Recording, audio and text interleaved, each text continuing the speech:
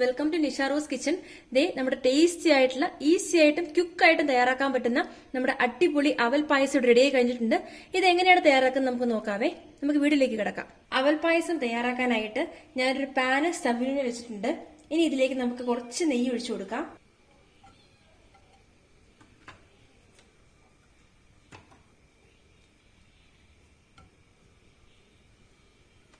ഈ നെയ്യ് ഒന്ന് മെൽട്ടായി വരട്ടെ.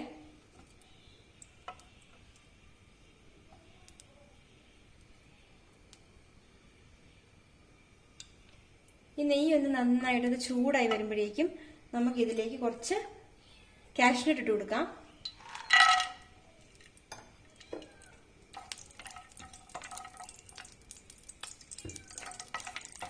ആദ്യം നമുക്ക് കാഷ്നട്ട് ഒന്ന് വറുത്തെടുക്കാവേ.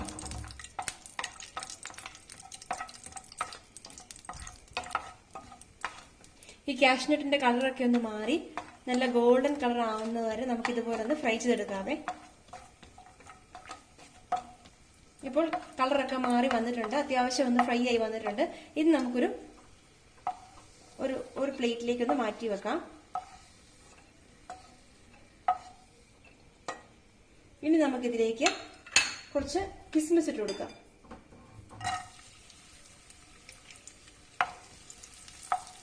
അതും ഇതുപോലെ ഒന്ന് ഫ്രൈ ചെയ്തെടുക്കാവേ.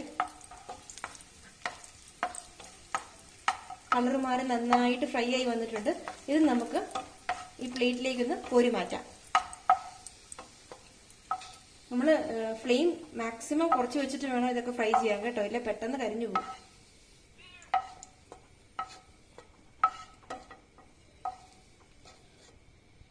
ഇനി ഇതിലേക്ക് നമ്മൾ എടുത്തു വെച്ചിരിക്കുന്ന അവല് ഇട്ട് കൊടുക്കാം. ഞാനിവിടെ 1.5 കപ്പ് അവലാണ് എടുത്തേക്കുന്നത്. ഈ ഗീയിലിട്ട് നമുക്കിതൊന്ന് ഇതുപോലെ ഒന്ന് ഫ്രൈ ചെയ്തെടുക്കാം. ഈ അവലിന്റെ കളറൊക്കെ ഒന്ന് മാറി ഒന്ന് ലൈറ്റ് ആയിട്ടൊന്ന് ഫ്രൈ ആയി വരുന്നവരെ ഇതുപോലെ ഒന്ന് ഇളക്കി കൊടുക്കാം. ഇപ്പോൾ അവലിന്റെ കളറൊക്കെ മാറി നല്ലൊരു ഗോൾഡൻ കളറായി വന്നിട്ടുണ്ട്. ഞാൻ എടുത്തേക്കുന്നത് വെള്ള അവലാണ്, നിങ്ങൾക്ക് റെഡ് റൈസിന്റെ അവൽ വേണമെങ്കിലും യൂസ് ചെയ്യാം കേട്ടോ. അപ്പൊ നമുക്കിനി ഇതിലേക്ക് പാൽ ഒഴിച്ചു കൊടുക്കാം. ഞാനിവിടെ 1/2 ലിറ്റർ പാലാണ് യൂസ് ചെയ്യുന്നത്.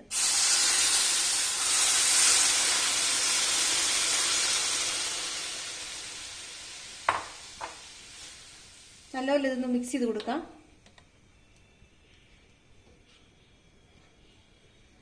ഇനി ഈ പാല് നന്നായിട്ടൊന്ന് തിളച്ച് വരുന്നവരെ നമുക്ക് ഇതുപോലെ ഒന്ന് ചെറുതായിട്ട് ഇളക്കി കൊടുക്കാം.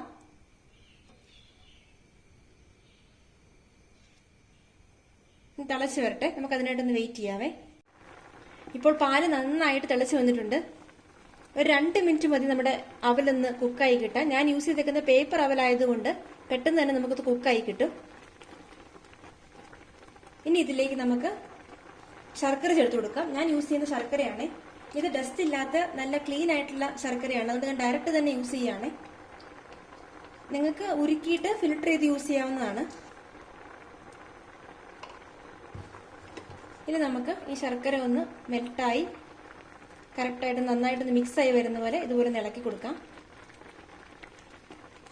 ഫ്ലെയിം നമുക്കൊരു മീഡിയം ഫ്ലെയിമിൽ വേണം വെക്കാനേ.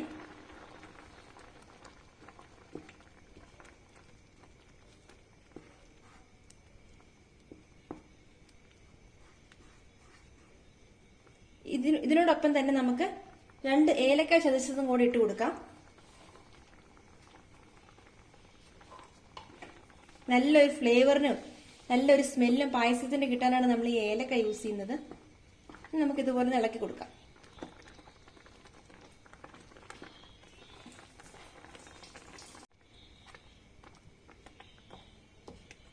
ഇനി നമുക്കിതിലേക്ക് ഒരു നുള്ള് ഉപ്പുനീര് ചേർത്ത് കൊടുക്കാം. ഞാൻ യൂസ് ചെയ്യുന്ന ഉപ്പുനീരാണ്, നിങ്ങൾ ഒരു നുള്ളു ഉപ്പ് ചേർത്താലും മതി. നമ്മുടെ മധുരം ഒന്ന് ബാലൻസ് ചെയ്യാനായിട്ടാണ് നമ്മൾ ഉപ്പ് ചേർക്കുന്നത്. ഇതുപോലെ നന്നായിട്ടൊന്ന് മിക്സ് ചെയ്ത് കൊടുക്കാം. ഇപ്പോൾ ഏകദേശം നമ്മുടെ പായസം റെഡി ആയിട്ടുണ്ട്. ഇനി ഇതിലേക്ക് നമ്മൾ നേരത്തെ വറുത്ത് വെച്ചിരുന്ന കിസ്മിസും കാഷ്നട്ടും കൂടെ ചേർത്ത് കൊടുക്കാം. നന്നായിട്ടൊന്ന് മിക്സ് ചെയ്യാം.